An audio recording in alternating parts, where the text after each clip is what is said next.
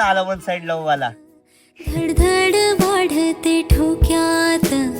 Tick tick काय रे समजलं नाही मला. आल्यावर बस मग समजेल तुला. ते ठोक्यात. काय रे मग भेटलं का नाही तुला तुझं वन साइड लव? नाही रे. अरे पण तिला माहिती तरी आहे का तू तिच्यावर प्रेम करते ते. जाऊ दे रे, तुम्हाला नाही कळणार माझं प्रेम. तुम्हाला तर काय हसायलाच येतं नुसतं.